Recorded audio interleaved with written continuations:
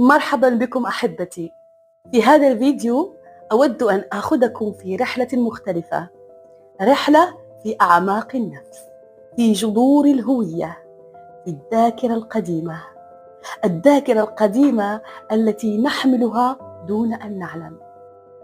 هل خطر ببالك يوما أن ما تعيشه من مشاعر، مخاوف أو حتى قرارات قد لا يكون نابعا منك فقط؟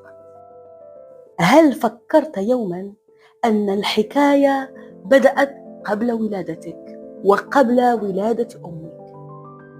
اليوم سنتحدث عن جداتك من جهة أمك. سنكشف معا سرا دفينا تحدث عنه عالم النفس الشهير كارل يونغ، وربما لم نفهمه جيدا: اللاواعي الجمعي